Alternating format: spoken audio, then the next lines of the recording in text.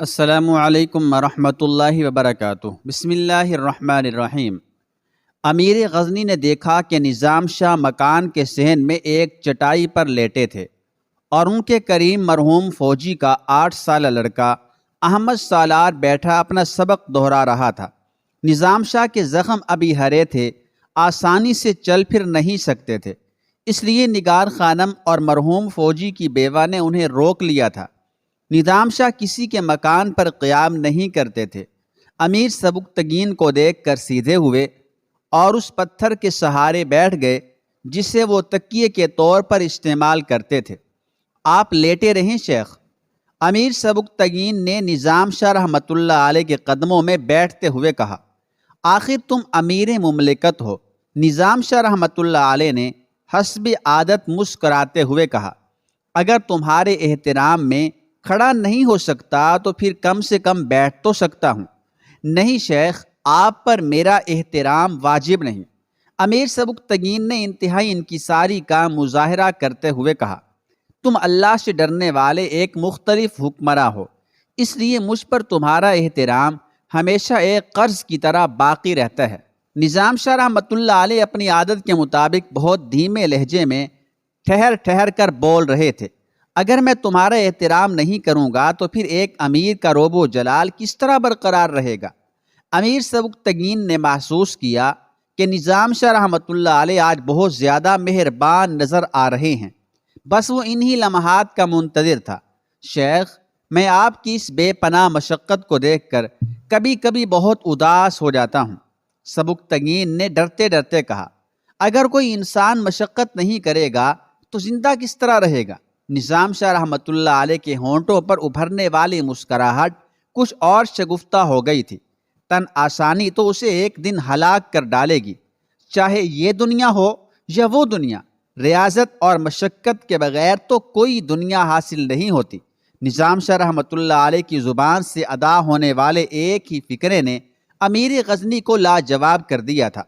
پھر وہ ہمت کر کے بولا، شیخ، سرکاری خزانے سے تمام علماء کو وظائف جاری کیے جاتے ہیں تاکہ وہ آسانی کے ساتھ اپنا کام کر سکیں، مگر میری تمام خواہش کے باوجود آپ نے یہ رعایت قبول نہیں کی۔ اب معلوم ہوا ہے آپ رات رات بھر مزدوری کرتے ہیں اور 3 افراد کی کفالت کا بوجھ اٹھاتے ہیں، پھر دن میں اس بچے کو تعلیم دیتے ہیں۔ آخر محنت و مشقت کی کوئی انتہا تو ہوتی ہے۔ نظام شاہ رحمۃ اللہ علیہ نے بہت غور سے امیر سبکتگین کی بات سنی اور پھر نہایت اطمینان سے جواب دیتے ہوئے بولے، دوسرے علماء کیا کرتے ہیں میں اس کا ذمہ دار نہیں ہوں۔ کسی نے بوجھ اٹھانے کی طاقت بخشی ہے تو یہ بوجھ بھی اٹھا لیتا ہوں، ورنہ میری کیا حیثیت ہے؟ آپ اپنے لیے نہیں تو کم سے کم ان لوگوں کے لیے سرکاری وظیفہ قبول فرما لیجئے۔ امیر سبکتگین نے عاجزانہ لہجے میں درخواست کرتے ہوئے کہا، میں تم سے خوش ہوں کہ تم اپنی مملکت میں بسنے والے ضرورت مندوں کا بہت خیال رکھتے ہو۔ نظام شاہ رحمۃ اللہ علیہ نے ستائشی لہجے میں کہا، مگر شاید یہ نہیں جانتے کہ زیادہ ضرورت مند کون ہے۔ امیر سبکتگین گھبرا کر نظام شاہ رحمۃ اللہ علیہ کی طرف دیکھنے لگا۔ ان لوگوں سے کہیں زیادہ محتاج لوگ تمہاری مملکت میں بستے ہیں۔ نظام شاہ رحمۃ اللہ علیہ نے اپنے اہل خانہ کی طرف اشارہ کرتے ہوئے کہا، سرکاری وظائف پر انہی لوگوں کا حق ہے جو زیادہ حاجت مند ہیں۔ ضرورت مند تو یہ لوگ بھی ہیں شیخ۔ امیر سبکتگین نے اپنی دانست میں ایک بہترین دلیل دے کر نظام شاہ رحمۃ اللہ علیہ کو قائل کرنے کی کوشش کی تھی۔ امیر، تم ان لوگوں کو پہچانتے نہیں۔ اچانک نظام شاہ رحمۃ اللہ علیہ کے لہجے سے جلال روحانی کا اظہار ہونے لگا تھا۔ بہتر یہی ہے کہ آج تم ان لوگوں سے مکمل تعارف حاصل کر لو۔ اس مکان کی مالکہ ایک فوجی کی بیوہ ہے جو تمہارے تخت نشین ہونے سے پہلے ایک مارکے میں شہید ہو گیا تھا۔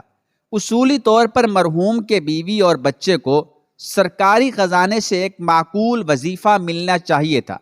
اس سے بڑی وطن کی خدمت اور کیا ہوگی کہ ایک شخص غزنی کی سرحدوں کی حفاظت کرتے کرتے اپنی جان سے گزر گیا۔ ابھی نظام شاہ رحمۃ اللہ علیہ کی بات مکمل ہونے نہیں پائی تھی کہ امیر سبکتگین گھبرا کر بول اٹھا، شیخ، یہ امیر ملکاتگین کے دور کا واقعہ ہے۔ میں جانتا ہوں، نظام شاہ رحمۃ اللہ علیہ نے اسی پرجلال لہجے میں کہا، مگر تمہارا جرم یہ ہے کہ تم اپنی مملکت کے جانثاروں سے بے خبر کیوں رہے؟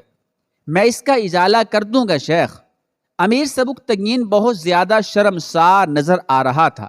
آپ تو جانتے ہیں کہ میں کیسے کیسے داخلی ہنگاموں میں الجھا ہوا ہوں۔ اس کا وقت گزر چکا امیر، نظام شاہ رحمۃ اللہ علیہ نے بے نیازانہ کہا۔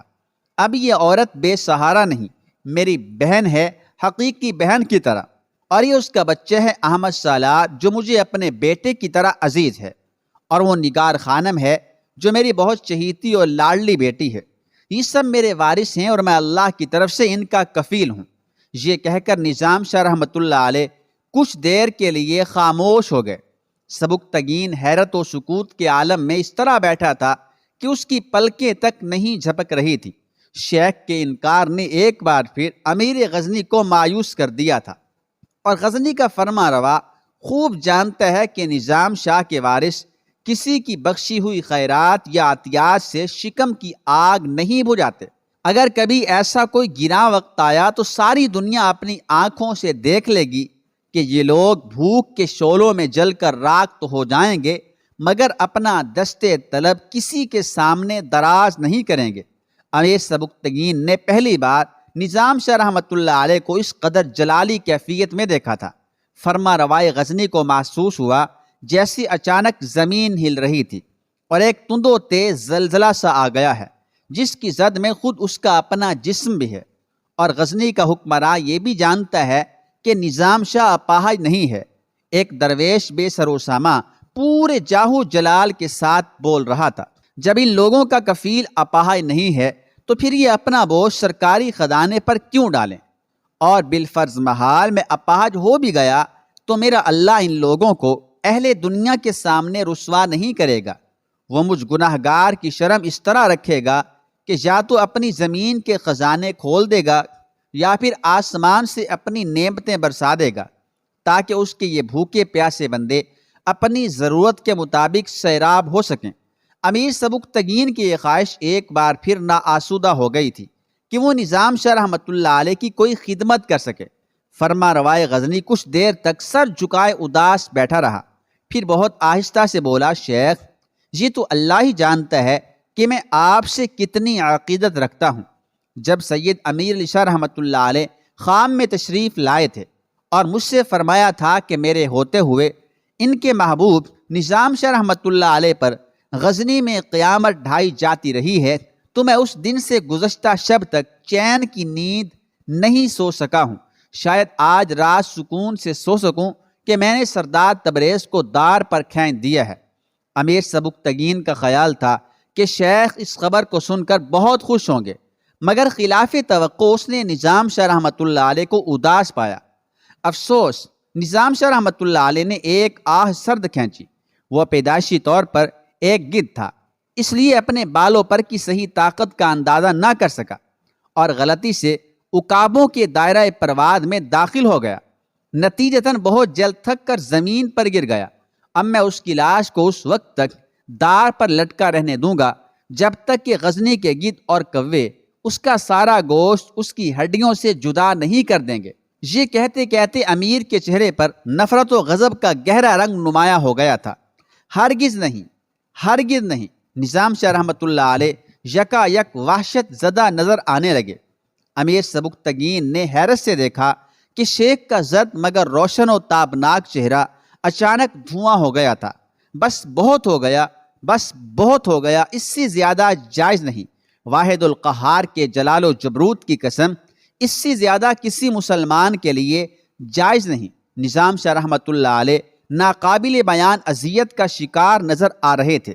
امیر، مجھے اسی وقت سردار تبریز کے پاس لے چلو، مجھے جانا ہی پڑے گا، ہاں مجھے جانا ہی پڑے گا۔ نظام شاہ رحمۃ اللہ علیہ کا اضطراب لحظہ بلحظہ بڑھ رہا تھا اور چہرے کی اداسی میں بھی دم بدم اضافہ ہوتا جا رہا تھا۔ سبکتگین عجیب و غریب تذبذب کا شکار تھا۔ وہ اس راز کو سمجھ ہی نہیں سکا کہ سردار تبریز کی پھانسی کی خبر سن کر اچانک نظام شاہ رحمۃ اللہ علیہ کی حالت غیر کیوں ہو گئی۔ امیر، جلدی کرو، مجھ پر ایک ایک لمحہ بھاری ہے، نظام شاہ رحمۃ اللہ علیہ کے چہرے سے شدید اذیت کا اظہار ہو رہا تھا۔ امیر سبکتگین شیخ کی بگڑتی ہوئی حالت دیکھ کر گھبرا گیا اور پھر اس نے فوراً ہی اپنے کارندوں کو حکم دیا کہ شیخ کی سواری کے لیے شاہی پالکی حاضر کی جائے۔ نظام شاہ رحمۃ اللہ علیہ اپنے جسم کے زخموں اور تازیانوں کی بے شمار ضربات کے باعث چلنے پھرنے سے معذور تھے، اس لیے مجبوراً پالکی میں سوار ہو گئے۔ امیر سبکتگین اپنے گھوڑے پر سوار ہو کر شیخ کی پالکی کے پیچھے پیچھے چل رہا تھا۔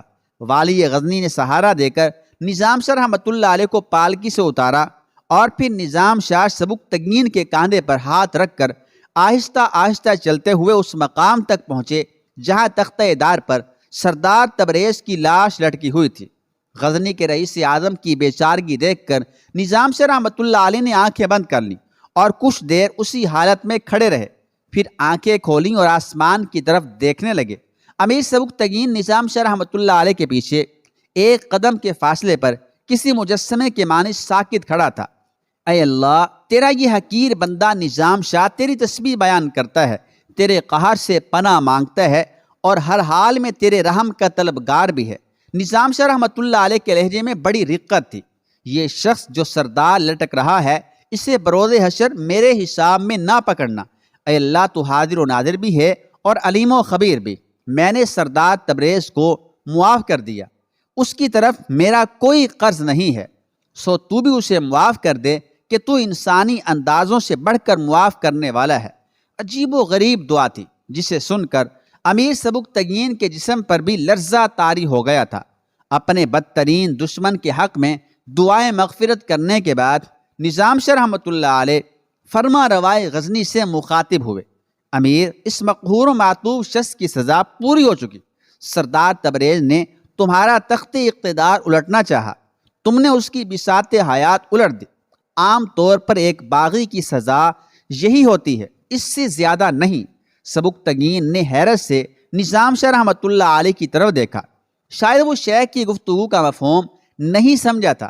یاد رکھنا کہ اللہ ایک مسلمان کی لاش کی تشہیر کو پسند نہیں کرتا۔ نظام شاہ رحمۃ اللہ علیہ نے رک رک کر کہا۔ ان کے لہجے سے اندرونی کرب کا اظہار ہو رہا تھا۔ سردار تبریز کے اعمال کچھ بھی ہوں مگر وہ اسلام کے دائرے سے خارج نہیں تھا۔ شیخ، شاید آپ نہیں جانتے کہ سردار تبریز نظام اسلام کے نفاذ کو پسند نہیں کرتا تھا۔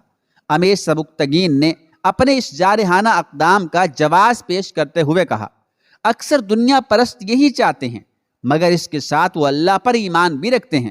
نظام شاہ رحمۃ اللہ علیہ نے سردار تبریز کی وکالت کرتے ہوئے کہا، سردار تبریز بھی ایسا ہی ایک دنیا دار انسان تھا مگر اس نے اللہ سے کھلی ہوئی بغاوت کا اعلان نہیں کیا تھا۔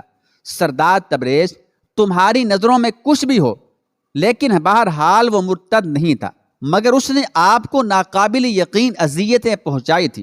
امیر سبکتگین کا لہجہ بہت زیادہ تلخ ہو گیا تھا۔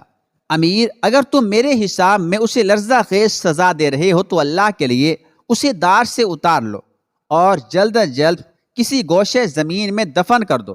نظام شاہ رحمۃ اللہ علیہ کی آواز سے دلی رنج کا اظہار ہو رہا تھا۔ تم خوب جانتے ہو کہ میں نے اسے معاف کر دیا، اب میرا اس کی طرف کوئی قرض نہیں ہے۔ ایک درویش کی کشادہ دلی اور اعلیٰ ظرفی کا یہ مظاہرہ دیکھ کر امیر غزنی حیران و پریشان نظر آ رہا تھا۔ بالفرض اگر یہ کافر بھی تھا تو اسے مرنے کے بعد اس طرح رسوا نہ کرو۔ مختصر سے سکوت کے بعد نظام شاہ دوبارہ سبکتگین سے مخاطب ہوئے، تم خوب جانتے ہو کہ اسلام ایک پاگل کتے کو بھی اذیت کے ساتھ قتل کرنے کا حکم نہیں دیتا۔ پھر یہ تو انسان تھا۔ میں تمہارے جذبات کی سرکشی سے واقف ہوں مگر اپنے دشمنوں کے معاملے میں بھی صبر و تحمل اور رواداری سے کام لیا کرو۔ شیخ، میں آئندہ آپ کی نصیحت پر عمل پیرا ہونے کی کوشش کروں گا۔ امیر سبکتگین کچھ شرمسار سا نظر آ رہا تھا۔ اسے میرے سامنے ہی دفن کر دو تاکہ مجھے ذہنی سکون حاصل ہو جائے۔ پہلی بار سبکتگین نے محسوس کیا کہ نظام شاہ رحمۃ اللہ علیہ کے لہجے میں ایک التجاسی پوشیدہ تھی۔ تھوڑی دیر بعد ہی سردار تبریز کو مسلمانوں کے عام قبرستان میں دفن کر دیا گیا۔ اگرچہ نظام شاہ رحمۃ اللہ علیہ کسی سہارے کے بغیر کھڑے ہونے کے قابل نہیں تھے، پھر بھی انہوں نے اپنے آپ پر جبر کر کے سردار تبریز کی نماز جنازہ پڑھائی اور تدفین کے بعد اس کی قبر پر بآواز بلند فاتحہ خوانی کی۔ اے اللہ، تیرا کوئی شریک نہیں اور تیرے سوا کوئی معبود نہیں، تجھے ہر شے پر مکمل اختیار اور قدرت حاصل ہے، تو جسے چاہے بخش دے اور جسے چاہے عذاب علیم دے۔ سردار تبریز بھی تیرا ایک بندہ تھا اور تو ہی جانتا ہے کہ تو اس کے ساتھ کیا سلوک کرے گا، مگر میں تجھ سے تیرے رحم و کرم کی بھیک مانگتا ہوں، میرے معاملے میں سردار تبریز کی گرفت نہ کرنا۔ اس کے بعد نظام شاہ رحمۃ اللہ علیہ پالکی میں بیٹھ کر سردار تبریز کے مکان پر گئے، اس کے بیوی بچوں اور خاندان سے تعزیت کی اور نگار خانم کے پاس واپس چلے گئے۔ غزنی کے در و دیوار پر ایک دہشت سی طاری تھی۔ سردار تبریز کی لرزہ خیز موت اور ابو مسلم کی خودکشی نے ان لوگوں کو بھی خوف زدہ کر دیا تھا جن کے دل و دماغ امیر سبکتگین کی طرف سے صاف نہیں تھے۔ ان مسلسل واقعات سے سبکتگین کو بہت بڑا سیاسی فائدہ حاصل ہوا تھا اور آئندہ کے لیے کسی مسلح بغاوت کا امکان باقی نہیں رہا تھا۔